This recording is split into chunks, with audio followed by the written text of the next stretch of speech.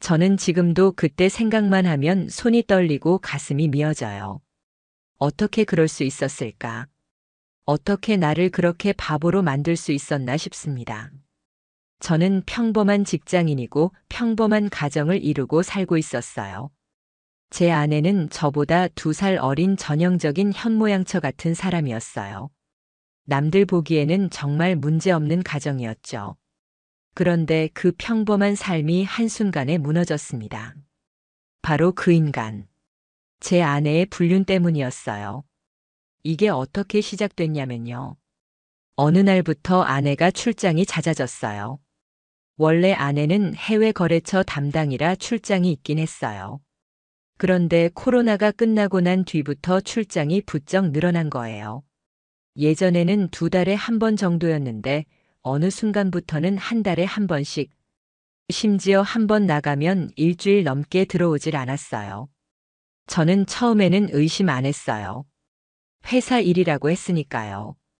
해외 거래처 미팅이 많아졌어. 요즘 수출이 늘어서 그런가 봐 이렇게 말하는데 저는 그냥 그렇구나 했죠. 그런데 이상했던 건 출장 갈 때마다 화장이 점점 진해지고 옷차림도 달라졌다는 거예요. 평소에는 단정한 블라우스에 슬랙스를 입던 사람이 갑자기 원피스를 입더라고요. 그것도 몸매가 드러나는 스타일로요. 저는 그래서 그냥 농담처럼 물어봤어요. 출장 가는데 뭘 그렇게 꾸미고 가? 거래처에 소개팅이라도 있어? 그랬더니 아내가 웃으며 외국 나가면 좀 멋 좀 부려야지. 다들 그렇게 입는다더라라고 하더군요. 그때 저는 그냥 웃으며 넘겼어요. 그런데요. 그게 시작이었어요. 출장 다녀온 후에는 꼭 명품이 하나씩 늘어났어요. 처음엔 선물이라며 가방 하나 사왔는데 그 다음엔 시계, 그 다음엔 구두. 저는 회사에서 수고했다고 주는 줄 알았어요. 그런데 이상한 건 그때부터였어요. 카드 내역에 해외 사용 기록이 없는 거예요. 제가 카드 내역을 확인할 일이 있었는데 분명히 해외 갔다 왔다는데 카드 사용이 국내에서만 찍혀 있는 거죠. 그걸 보고 뭔가 이상하다는 생각이 처음 들었습니다. 그래서 물어봤죠. 해외 나가서 카드는 왜 안 썼어? 그랬더니 아내가 당황한 얼굴로 거래처에서 다 계산했어. 나는 현금 조금만 썼어라고 하더군요. 근데 현금을 인출한 기록도 없는 거예요. 그때부터 뭔가 확신이 들었습니다. 이 사람 지금 거짓말하고 있다. 그때부터 저는 아내의 출장 일정을 따로 적어두기 시작했어요. 언제 출국했고 언제 돌아왔는지. 그리고 아내의 여권 사진을 몰래 찍어뒀죠. 어느 날 아내가 출장 갔다가 돌아오고 며칠 후에 여권을 확인했어요. 그런데 여권에 입출국 도장이 없는 거예요. 분명히 해외 출장 갔다고 했는데 도장이 없었습니다. 순간 머리가 하얘졌어요. 도대체 어디를 다녀온 걸까? 왜 여권에 도장이 없지? 그제야 저는 이게 정말 심각한 일이라는 걸 느꼈어요. 그래서 저는 결국 탐정을 썼습니다. 요즘은 출장 위치 추적해주는 서비스도 있더군요. 저는 아내가 다음 출장 간다고 할 때 탐정에게 연락해서 위치 추적을 부탁했어요. 그날도 아내는 똑같이 공항 가야 한다며 캐리어를 들고 나갔어요. 근데 그날 밤 탐정에게서 연락이 왔어요. 아내분 지금 인천공항 근처도 안 갔습니다. 오히려 서울 시내 호텔로 갔네요. 그 말 듣는 순간 저는 심장이 철렁 내려앉았어요. 저는 계속 위치를 체크했고 결국 아내가 체크인한 호텔이 어딘지 알게 됐죠. 거기는 서울 강남의 한 고급 호텔이었어요. 출장 간다던 사람이 왜 서울 시내 호텔에 있을까요? 저는 미칠 것 같았어요. 다음 날 저는 그 호텔로 갔어요. 그리고 로비에서 기다렸죠. 오전 10시쯤 낯익은 얼굴이 보였어요. 아내였습니다. 그리고 아내 옆에는 낯선 남자가 있었습니다. 키가 크고 젊어 보이는 남자. 둘은 호텔에서 나와 자연스럽게 택시에 올라탔어요. 저는 그 장면을 보고 손이 덜덜 떨렸어요. 그때의 심정은 정말 말로 할 수 없어요. 저는 핸드폰으로 사진을 찍으면서도 손이 너무 떨려서 제대로 찍히지도 않았습니다. 그 장면을 보는데 진짜 내 인생이 무너지는 것 같았어요. 저는 그날 저녁 집에 돌아왔어요. 아내는 마치 아무 일도 없었던 듯한 얼굴로 집에 있었어요. 출장 잘 다녀왔어 이렇게 말하는데 진짜 미쳐버리는 줄 알았습니다. 그 얼굴이 너무 역겹고 소름이 끼쳤어요. 어떻게 저렇게 뻔뻔할 수 있을까? 그날 밤 저는 잠도 못 자고 천장만 봤어요. 내가 뭘 그렇게 잘못했나? 내가 뭘 그렇게 부족했나? 그런 생각이 머리를 떠나지 않았어요. 하지만 이제는 증거를 모아야겠다고 생각했어요. 이대로는 안 되겠다 싶었어요. 그래서 저는 다시 탐정에게 부탁했어요. 다음 출장 때는 확실하게 사진이며 영상이며 전부 다 찍어달라고. 그리고 아내의 카드 내역, 계좌 내역도 전부 뒤졌어요. 그때부터 저는 복수를 다짐했습니다. 이 인간들 절대 그냥 안 두겠다고요.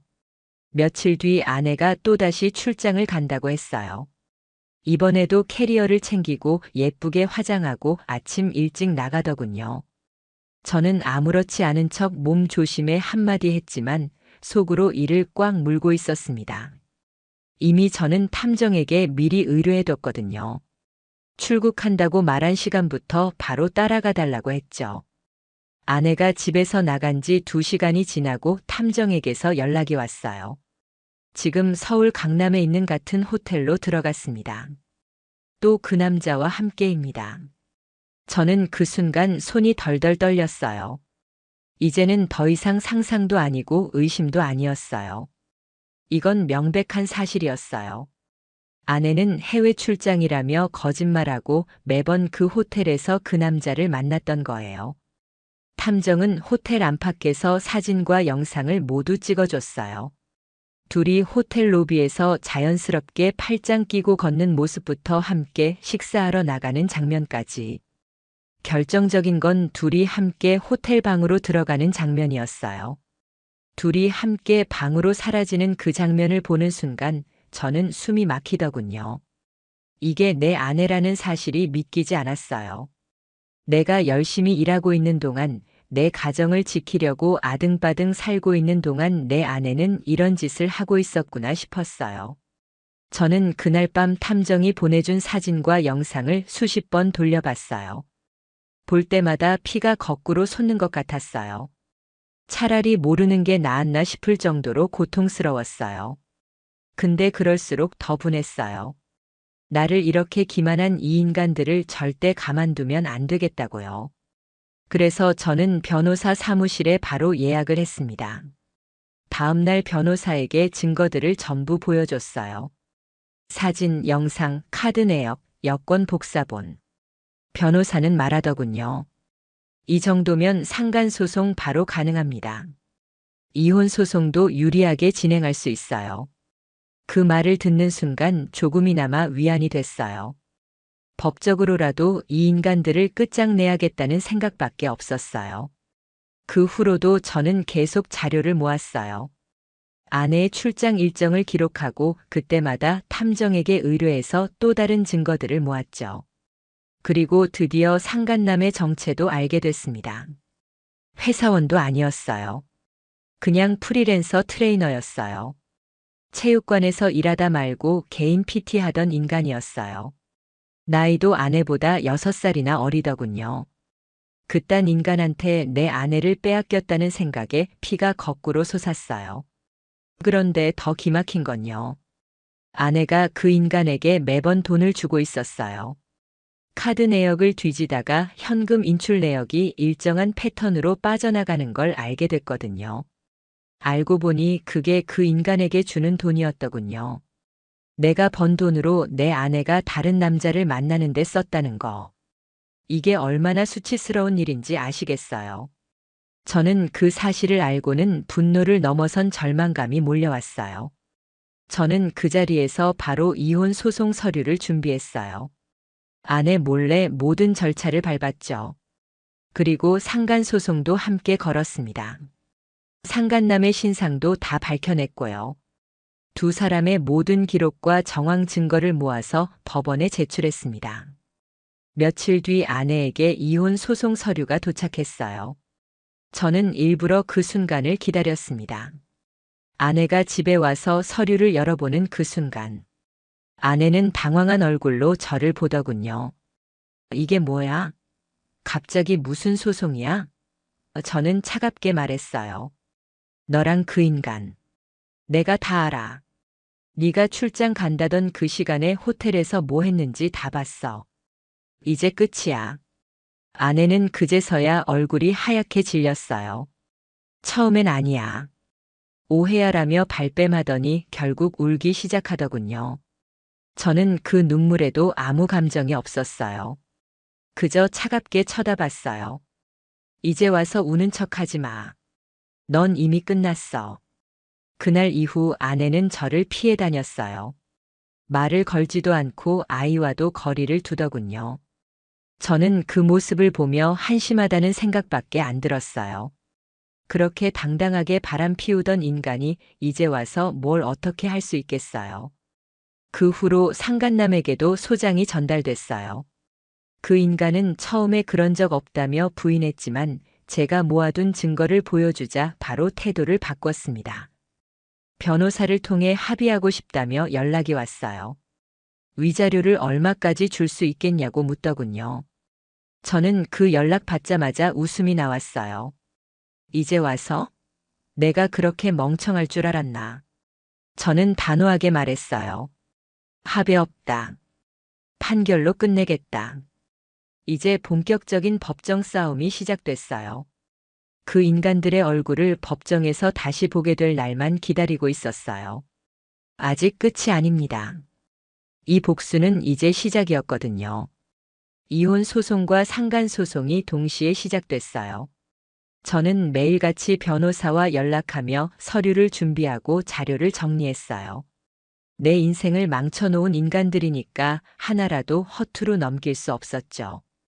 법원에 제출된 증거만 해도 사진, 영상, 카드 내역, 여권 출입국 도장 부재까지 빠짐없이 넣었습니다. 그리고 드디어 첫 번째 심리가 열렸어요. 법원에 도착한 그날 저는 손이 덜덜 떨렸어요.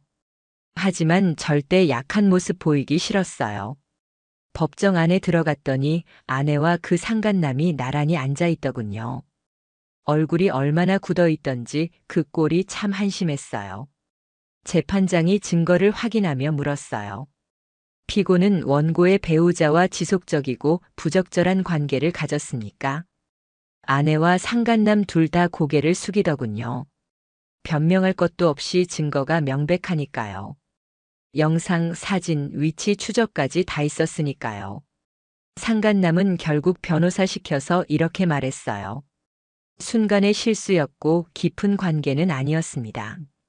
그 말 듣는 순간 법정에서 웃음이 터질 뻔했어요. 깊은 관계가 아니면 호텔을 수차례 드나들 이유가 뭐냐고요.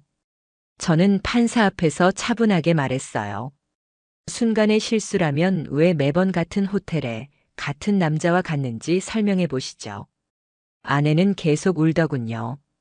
고개 숙인 채 엉엉 울기만 했어요. 하지만 저는 그 눈물에 아무런 감정도 안 들었어요.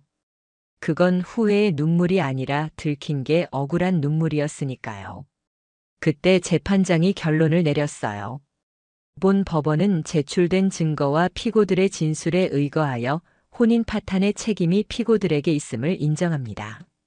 상간남은 위자료로 3천만 원을 지급하고 이혼 또한 원고의 요구대로 판결합니다. 그 판결을 듣는 순간 저는 진짜 이겼구나 싶었어요. 억울함이 조금은 풀리는 느낌이었어요. 법원이 인정한 거잖아요. 이 가정을 망가뜨린 게 바로 그 인간들이라고요. 상간남은 그 자리에서 고개를 숙였고 아내는 계속 울기만 했어요. 그런데 끝이 아니었어요. 그 인간들이 그렇게 쉽게 끝낼 인간들이 아니었어요. 상간남은 판결 후에도 위자료를 바로 안 내더군요. 계속 시간을 끌었어요. 그래서 저는 강제 집행 신청했어요. 그 인간의 계좌를 압류하고 소속 헬스장에도 압류 사실을 통보했어요. 결국 상간남의 직장에도 그 소문이 퍼졌고 그 인간은 회사에서 잘렸습니다. 프리랜서 트레이너였는데 이미지가 망가져서 더는 회원도 못 모으고 업계에서도 퇴출당했다더군요. 아내는 이혼 판결 후 친정으로 돌아갔어요.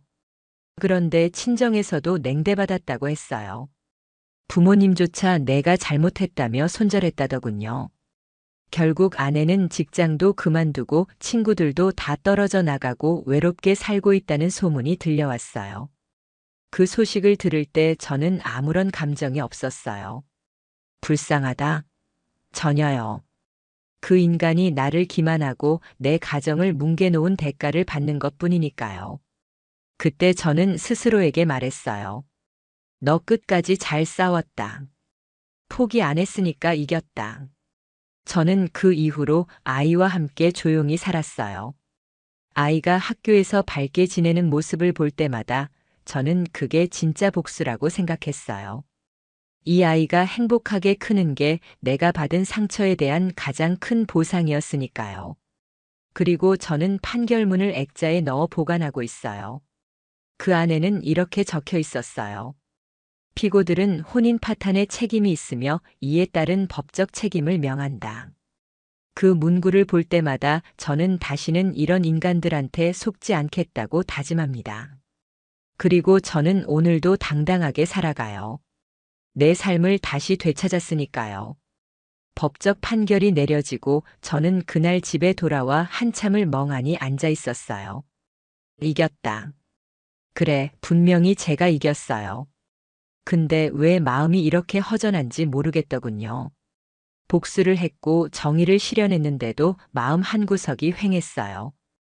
그동안 참았던 분노와 억울함이 갑자기 터진 걸까요? 침대에 앉아 있는데 갑자기 눈물이 뚝 떨어지더군요.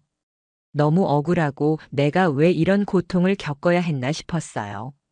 저도 모르게 벽을 주먹으로 내리쳤어요. 손에서 피가 나더라고요. 근데도 아프다는 생각이 안 들었어요. 이건 내가 감당해야 할 고통이라고 스스로를 다그쳤어요. 그날 이후 저는 집에만 있기가 싫어 밖으로 나갔어요. 근처 공원을 걸었어요. 사람들은 다 평범한 일상을 사는 것 같은데 저만 세상에서 떨어져 있는 기분이었어요. 이게 진짜 내가 살던 세상이 맞나 싶었어요.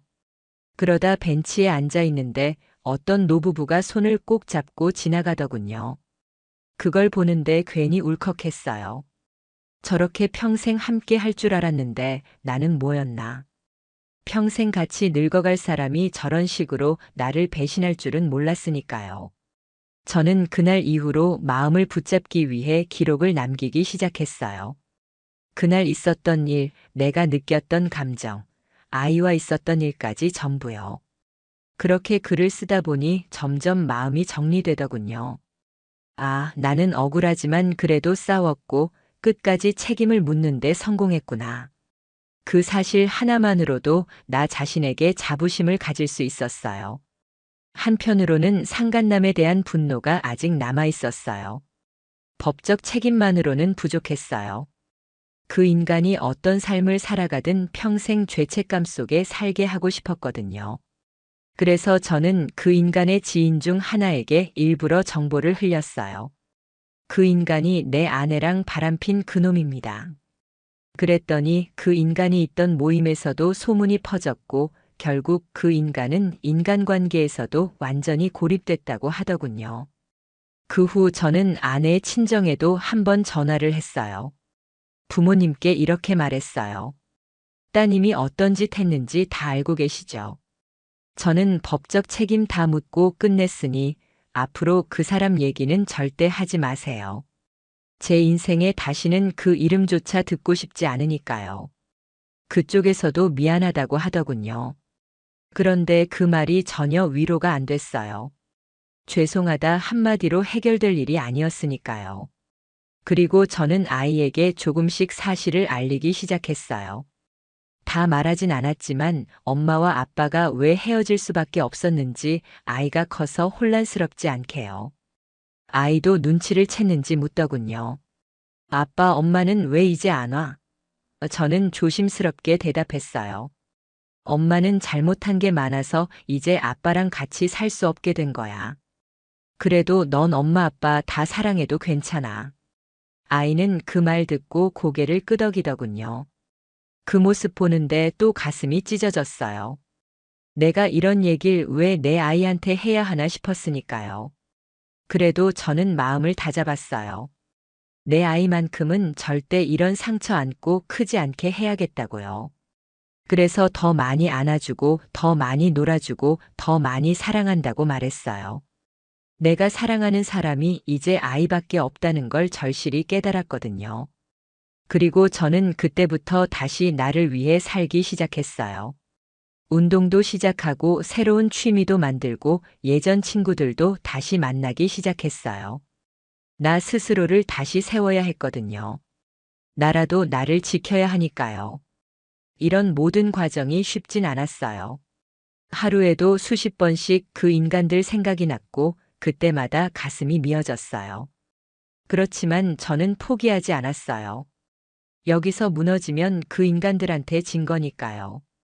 나는 이미 법으로 이겼고 인생에서도 이겨야 했어요. 그래서 저는 버텼고 결국 조금씩 다시 웃을 수 있게 됐어요. 시간이 더 흘렀어요. 법적 싸움도 끝났고 아내도 상간남도 더 이상 내 인생에 존재하지 않는 사람들이 되었어요. 그런데도 가끔 그때의 기억이 불쑥불쑥 떠오르더라고요. 길을 걷다가 호텔 간판이 보이면 그때 그 호텔 앞에 숨어서 떨리던 손이 기억나고요. 출장이라고 캐리어 끌고 나가던 아내의 뒷모습이 떠올라서 괜히 기분이 쓰라려졌어요. 그런데도 저는 하루하루 버텼어요. 시간이 지나면 괜찮아진다는데 그건 절대 거짓말이에요. 시간이 지나도 상처는 남아요. 다만 그 상처를 끌어안고 살아가는 법을 배워야 하더군요. 저는 그렇게 매일 하루를 버텼어요. 그리고 어느 순간 문득 이런 생각이 들었어요. 그래도 내가 끝까지 싸웠다는 사실 하나만으로 내가 나를 자랑스러워 해야겠구나. 제가 이 싸움을 포기하지 않았기 때문에 그 인간들은 사회적으로도 법적으로도 책임을 졌어요. 제 가정을 망가뜨린 그 죄값을 피할 수 없었어요. 법원 판결문에도 분명히 적혀 있었죠. 피고들은 원고의 혼인 파탄에 직접적인 책임이 있으며 이에 따라 위자료 지급을 명한다. 이 문장을 저는 몇 번이고 읽었어요. 내 인생이 억울하게 끝나지 않았다는 증거였으니까요. 그리고 저는 다짐했어요. 다시는 어떤 사람도 어떤 감정도 나를 함부로 대하게 두지 않겠다고요. 내가 나를 지키지 않으면 아무도 지켜주지 않더군요. 그래서 저는 매일 거울을 보며 스스로에게 다짐했어요. 너는 끝까지 포기하지 않았고 앞으로도 절대 무너지지 않을 거야. 그렇게 저는 이제 내 삶을 다시 시작했어요. 아이와 함께하는 하루하루가 제겐 가장 큰 복수고 가장 큰 행복이에요. 아이가 학교에서 웃으며 아빠 사랑해라고 말할 때마다 저는 마음 깊이 느껴요. 내가 정말 잘 싸웠구나. 이 아이의 웃음을 지켜내기 위해서라도 절대 무너지면 안 됐구나. 이 모든 과정을 통해 저는 배웠어요. 불륜을 저지른 사람들은 결국 대가를 치르게 돼 있다는 걸요. 법적으로, 사회적으로, 그리고 인생에서. 절대 그 죄값을 피할 수 없어요. 저는 지금도 판결문을 서랍 깊숙이 보관하고 있어요. 그걸 볼 때마다 다시 다짐해요. 그리고 여러분께도 말하고 싶어요. 절대 포기하지 마세요. 끝까지 싸우세요. 그리고 반드시 이겨내세요. 그래야 내가 내 인생의 주인이라는 걸 증명할 수 있습니다. 그게 제가 끝까지 버티고 싸워서 얻은 결론입니다. 여러분, 저처럼 끝까지 포기하지 마세요. 반드시 이길 수 있습니다. 저는 해냈고 여러분도 할 수 있습니다. 안녕하세요. 이 이야기를 세상에 꺼내기까지 참 많은 시간이 필요했습니다. 저는 결혼 6년 차에 불륜이라는 걸 겪게 되었습니다. 그리고 지금은 이혼했고 혼자 살아가고 있습니다. 그런데 아이러니하게도 그 혼자라는 상태가 저는 더 편합니다. 혼자가 되었기 때문이 아니라 거짓과 함께 살지 않게 되었기 때문입니다. 제 남편은 참 무던한 사람이었습니다. 결혼 초반부터 외향적인 스타일은 아니었지만 책임감 있고 성실한 편이었죠. 술도 자주 마시지 않았고 회식도 짧게 끝내는 편이었습니다. 직장에선 평가가 좋았고 상사들에게도 신뢰를 받는 사람이었습니다. 겉으로만 보면 흠잡을 데 없는 배우자였어요. 실제로 저도 그렇게 믿었습니다. 저희 부부는 맞벌이였습니다. 저는 중소기업 마케팅팀에서 일했고 남편은 중견기업의 해외 영업팀 소속이었습니다. 해외 출장도 지방 미팅도 잦은 편이었고 늘 꼼꼼하게 메모를 해두는 사람이었습니다. 그래서 그의 스케줄을 의심할 이유는 없었습니다. 그런데 그 믿음이 흔들리기 시작한 건 어느 평범한 월요일 아침이었습니다. 남편은 출장을 가는 날이었고 저는 평소보다 일찍 일어나 그를 배웅했습니다. 그는 늘 하던 대로 캐리어를 끌고 나섰고 저는 문 앞에서 조심히 다녀와 하고 인사했죠. 그런데 문이 닫히고 난 뒤 문득 머릿속에 떠오른 게 있었습니다. 여행용 칫솔이었어요. 남편은 이전까지 출장 갈 때마다 꼭 쓰던 파란색 칫솔이 있었는데 그날따라 세면대 옆에 그대로 놓여 있더라고요. 뭘까 깜빡했나? 하는 생각이 들었지만 그땐 그냥 지나쳤습니다. 그 후 며칠 뒤 남편은 평소처럼 돌아왔고 저는 특별한 내색 없이 일상을 이어갔습니다. 하지만 그때부터 저는 남편의 행동을 조심스레 관찰하기 시작했습니다. 가장 먼저 느껴진 건 향기였습니다. 남편은 원래 향수를 즐겨 쓰는 사람이 아니었고 저희 둘 다 무향 제품을 선호했거든요. 그런데 어느 날 남편이 샤워를 하고 나온 뒤 은은한 향이 감돌았습니다. 조금 더 가까이 가보니 분명히 여성용 샴푸 냄새였습니다. 무슨 샴푸 썼어? 제가 물었더니 그는 아무렇지 않게 웃으며 말했습니다. 호텔 어메니티. 좋은 게 있길래 써봤지.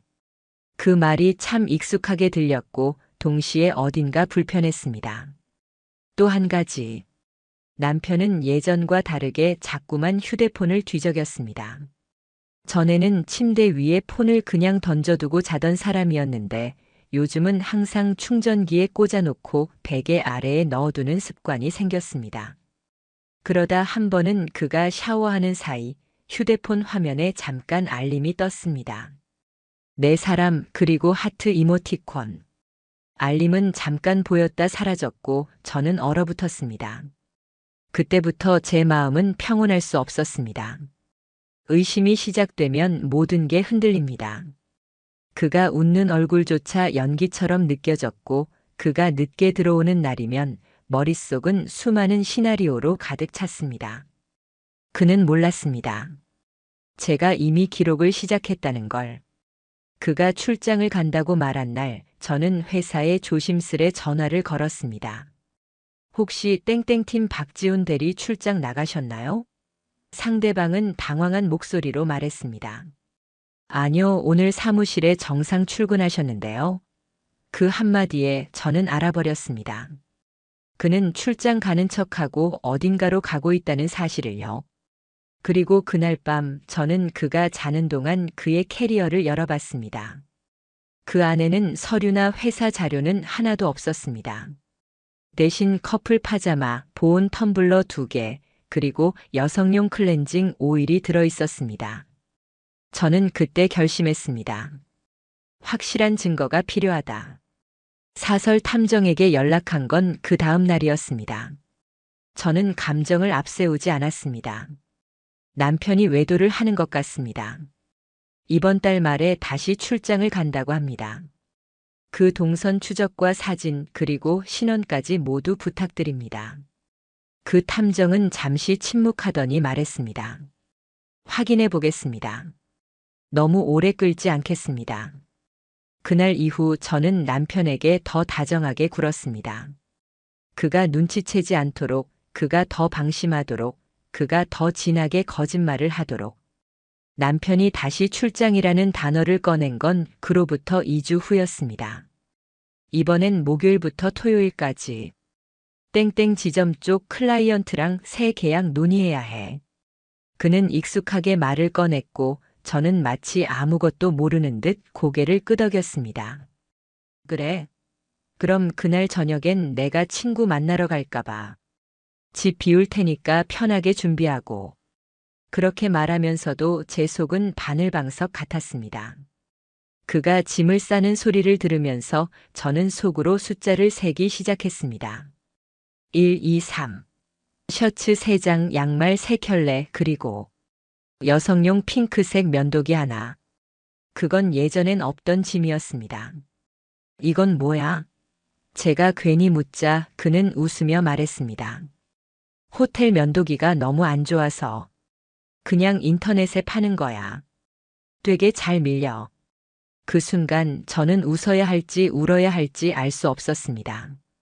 그가 이렇게까지 능청스러웠다는 게 저는 믿기지 않았습니다. 남편이 떠난 다음 날 저는 바로 사설 탐정에게 연락을 넣었습니다. 오늘 아침에 출발했습니다. 회색 SUV 타고요. 동선 추적 부탁드립니다. 그날 저녁 첫 번째 사진이 제게 도착했습니다. 사진 속 남편은 차량을 운전하는 모습이었고 그 옆자리에는 다리를 꼰 채 앉은 여성이 있었습니다.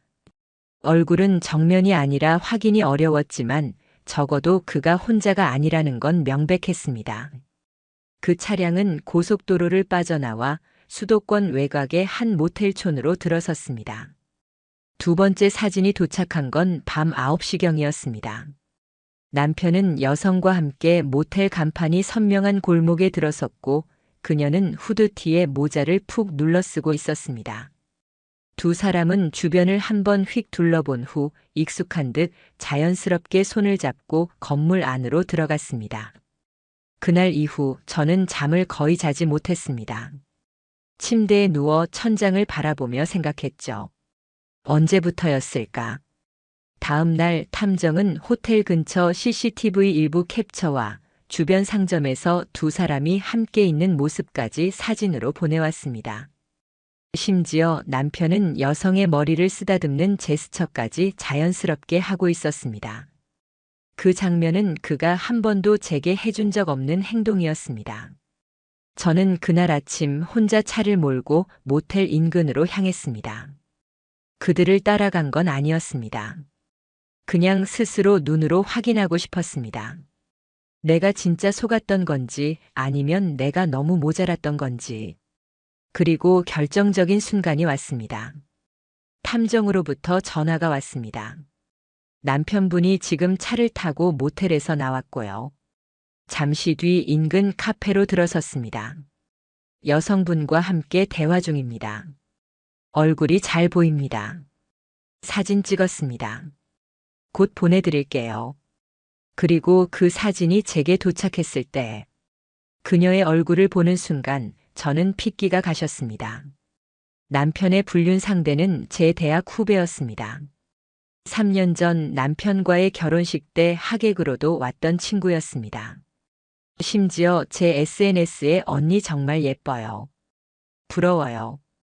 그렇게 댓글을 달던 사람이었습니다. 그녀는 몇 년 전 우연히 저희 부부와 술자리를 한 적도 있었습니다. 그때도 저는 그녀를 예뻐했고 도와주고 싶어 했습니다. 취업 준비 중이라 힘들다던 그 아이에게 면접 스터디도 소개해줬고 입사 후 첫 월급 받았을 땐 저에게 식사 대접도 했던 아이였습니다. 그리고 지금 그 아이가 제 남편과 나란히 앉아 웃고 있었습니다. 그녀의 손가락에는 커플링 같은 반짝이는 반지가 있었고 남편은 그녀의 머리카락을 살짝 귀 뒤로 넘겨주고 있었습니다. 저는 그 사진을 노트북 바탕화면에 깔아두고 다시 탐정에게 말했습니다. 이제부터 더 확실한 증거가 필요해요. 호텔 예약 내역, 카드 사용 기록, 차량 동선, 모든 걸 문서로 만들어주세요. 며칠 후 보고서가 완성되었습니다. 표지엔 이렇게 쓰여 있었습니다. 박지훈 씨 외도 조사 보고서. 총 3회 확인된 불륜 정황 및 장소 명시, 그 안에는 날짜별 사진, 차량 번호, 출입 시각, 카드 내역, 심지어 모텔 프런트의 예약 기록까지 정리돼 있었습니다. 저는 그 문서를 출력해 A4 바인더에 넣고 꾹꾹 눌러 닫았습니다. 그리고 마침내 마음속에 작은 결심이 내려졌습니다. 이제 이 사람과의 인생을 마무리하겠다. 사랑의 끝은 슬픔이 아니라 증거와 서류로 정리하겠다고. 남편이 집으로 돌아온 날, 저는 평소와 다르지 않은 얼굴로 그를 맞이했습니다. 많이 피곤하지? 오늘 저녁은 좋아하는 걸로 해놨어. 그는 약간 놀란 듯 웃으며 말했죠. 오, 웬일로 이렇게 상냥하신가요? 전 웃었습니다. 그 웃음이 진짜였는지는 잘 모르겠습니다. 어쩌면 제 감정은 이미 그날 사진 속 두 사람을 봤을 때 끝났는지도 모릅니다. 저녁 식사 내내 저는 평소보다 말을 많이 했습니다. 그가 무슨 음식이 입에 맞는지, 출장지 숙소는 어땠는지, 그는 어색한 듯 하지만 별 의심 없이 받아쳤습니다. 아, 근데 진짜 숙소가 오래된 데라 침대도 너무 푹 꺼져서 허리 아팠다. 그래? 다음엔 내가 좋은 데로 예약해 줄까? 그는 웃으며 고개를 저었습니다. 그럴 정도는 아니야. 뭐 하루 이틀인데. 그리고 그날 밤 제가 먼저 말했습니다. 여보, 우리 얘기 좀 하자. 그는 잠시 멈칫했습니다. 왜 갑자기? 무슨 일 있어? 응. 있어. 너랑 나 사이에 이제 피할 수 없는 일이. 남편이 소파에 앉았고 저는 조용히 서랍에서 바인더를 꺼냈습니다. 하얀 종이 뭉치 위에는 굵은 글씨로 이렇게 쓰여 있었죠.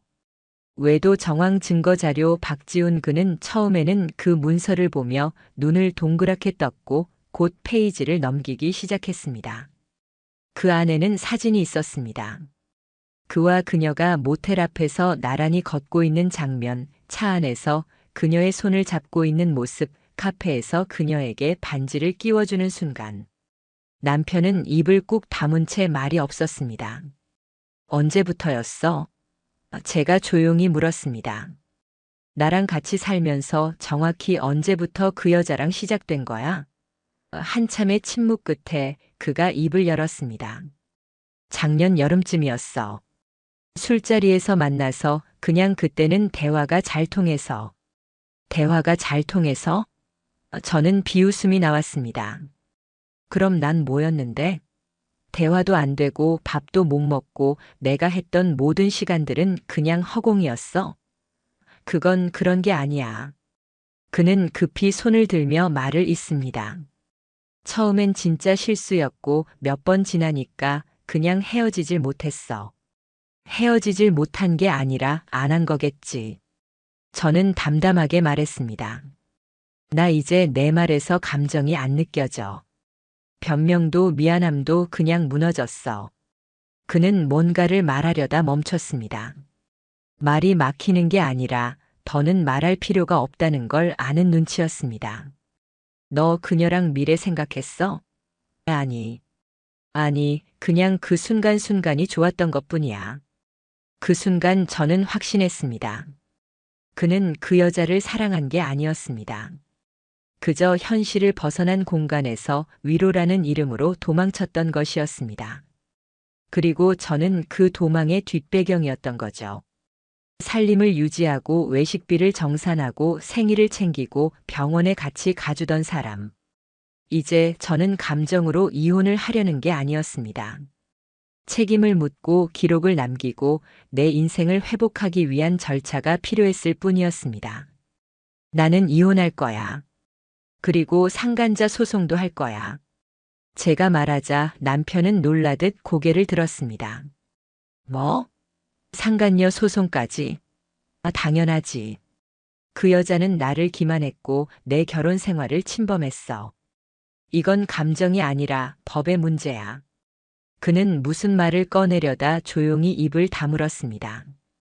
그제서야 처음으로 그의 눈동자에서 두려움이 보였습니다. 그날 이후 남편은 방을 따로 써야 했고 저는 바로 변호사 사무실에 의뢰를 넣었습니다. 그간 수집해둔 모든 자료를 분류하고 정리하고 그녀의 실명과 회사, 주소, SNS 활동 내역까지 모두 첨부했습니다. 상담 중 변호사는 조용히 말했습니다. 이 정도면 전형적인 계획적 외도입니다. 위자료 청구는 충분히 가능하며 상간녀도 민사소송 대상이 됩니다. 저는 고개를 끄덕였습니다. 이건 복수가 아니라 정리예요. 제 삶의 뒤처리를 법이 해주는 거죠. 그날 이후 남편은 연락을 자주 했습니다. 정말 그 여자까지 고소해야겠어? 나는 책임질게. 그러니까 그녀는 건드리지 마. 넌 원래 그런 사람 아니었잖아. 그 말에 저는 이렇게 답했습니다. 맞아, 나 그런 사람 아니었지. 하지만 그건 내가 망치기 전 이야기야. 남편과 마주 앉아 그 모든 증거를 보여준 후 제 마음은 이상하리만치 조용했습니다. 눈물도 없었고 분노도 없었습니다. 그 대신 끝내자는 단호한 확신만이 또렷하게 자리를 잡고 있었습니다. 이혼 진행할게. 그 한마디를 남긴 후 저는 다음 날 오전 변호사 사무실을 다시 찾았습니다. 합의 이혼은 안 하실 건가요? 변호사는 조심스럽게 물었습니다. 상대방이 사실을 인정하더라도 이건 유책 사유가 명확한 쪽에서 주도권을 갖는 게 좋습니다. 합의로 마무리하자고 해올 가능성도 있습니다. 저는 양보할 생각 없습니다. 그 사람이 이혼을 원하지 않더라도 저는 더는 같이 살 수 없습니다. 제 대답은 간결했고 변호사도 고개를 끄덕였습니다.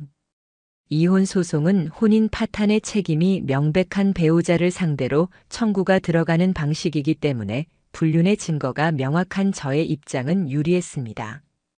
게다가 저는 이혼과 동시에 상간자 소송도 함께 준비 중이었기에 법적으로 흔들릴 여지는 없었습니다. 이혼 소장을 접수하고 며칠 뒤 남편의 반응이 왔습니다. 그는 문자를 통해 합의하자 위자료 줄 테니 조용히 끝내자고 이야기했지만 이미 저는 결정한 상태였습니다. 내가 합에 운운할 자격은 없어. 내가 보여준 증거들은 그냥 시작일 뿐이야. 법적으로 정리하자.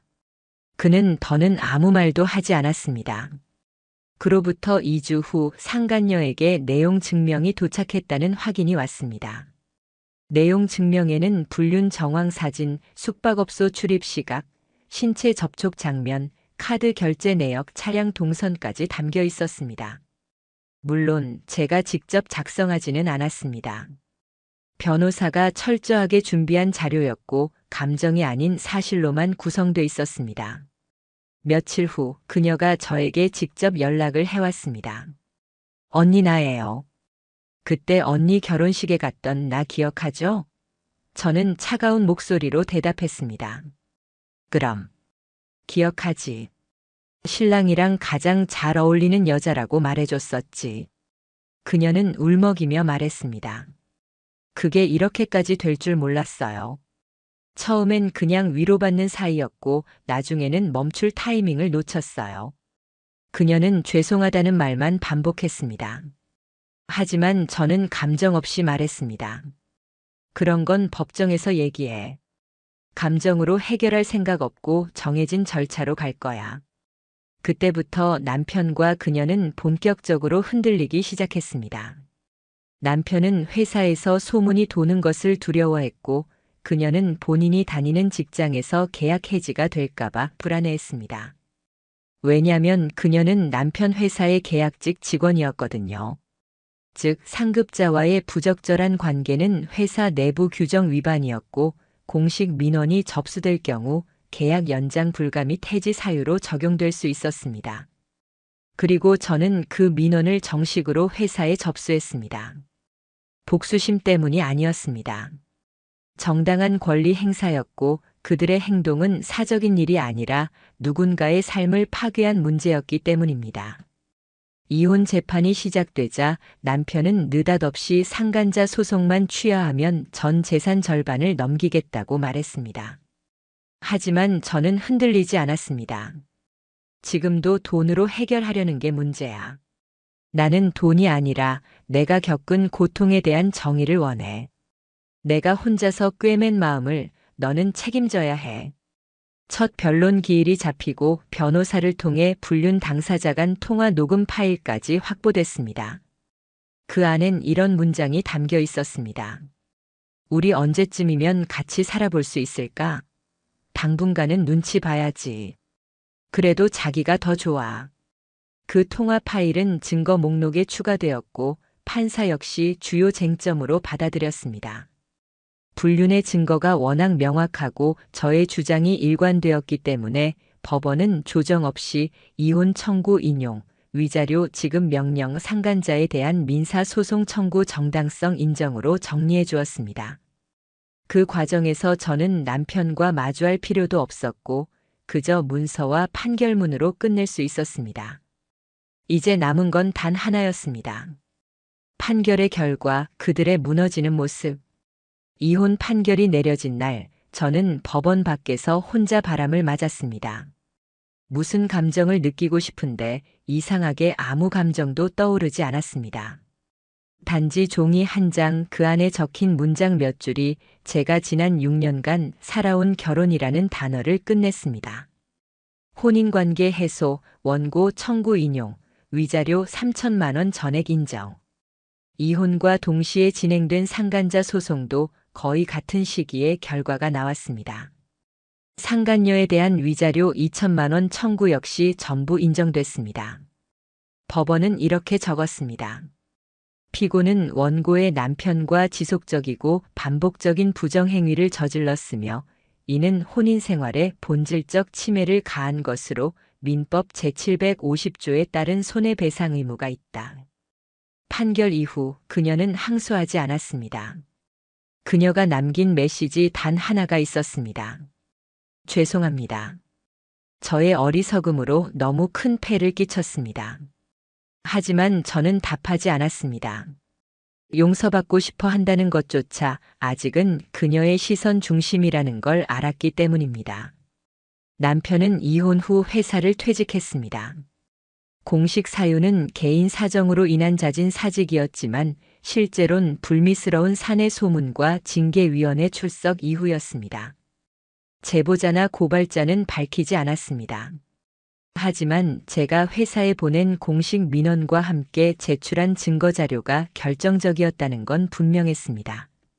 그는 이혼 직후에 중고차를 급히 매도했고 판결된 위자료를 일시불로 납부하기 위해 적금을 해지하고 대출까지 받았다는 소문이 돌았습니다.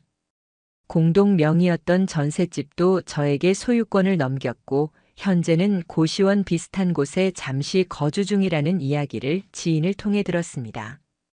그렇다고 제가 그 이야기를 듣고 통쾌했냐고요? 솔직히 말하자면 아니요. 통쾌함은 오래가지 않았습니다. 사람이란 그렇게 단순하지 않더라고요. 복수를 완성했다는 감정보다는 그저 내가 버텼고 무너지지 않았다는 자각이 더 오래 남았습니다. 상간녀는 판결 직후 남편이 다녔던 회사와의 계약이 종료됐습니다. 계약 종료 사유는 명확히 공개되지 않았지만 공식적으로는 계약 갱신 포기 통보였다고 합니다. 그녀 역시 저에게 따로 연락을 시도하진 않았고 SNS 계정을 비공개로 전환한 후 모든 게시물을 삭제했습니다. 어느 날 우연히 그 여자 이름을 검색했는데 예전에 제가 팔로우했던 계정이 더는 존재하지 않는다는 메시지만이 떠올랐습니다. 제가 받은 위자료는 전부 심리치료와 자기 회복에 사용했습니다. 상담센터에 등록했고 정신과 의사와 정기 상담도 받았습니다. 시간이 조금 걸렸지만 그 선택은 제 삶을 바꿨습니다. 그리고 어느 날 상담 선생님이 제게 이렇게 말했습니다. 당신은 이미 회복의 길에 있어요. 중요한 건 상대를 무너뜨리는 게 아니라 자신을 무너뜨리지 않는 거예요. 당신은 잘 지켜냈어요. 그 말에 저는 처음으로 소리 없이 울었습니다. 지금 제 일상은 단조롭습니다. 아침에 일어나 회사에 가고 퇴근 후엔 헬스장에 들러 땀을 흘리고 주말엔 동네 도서관이나 커피숍에 들릅니다. 그리고 누군가가 제게 결혼은 어땠어? 라고 묻는다면 저는 이렇게 말할 겁니다. 난 그 사람을 정말 사랑했어. 하지만 그 사람은 나 말고 자기 감정만 사랑했지. 이제 제 서랍 안에는 이혼 판결문 한 장과 상간자 소송 판결문 한 장, 그리고 저를 무너뜨리지 않은 제 기록들이 차곡차곡 정리되어 있습니다. 어떤 사람은 제게 말했습니다. 복수 잘하셨네요. 통쾌하겠어요. 하지만 저는 이렇게 대답합니다. 그건 복수가 아니라 제 삶을 되찾은 겁니다.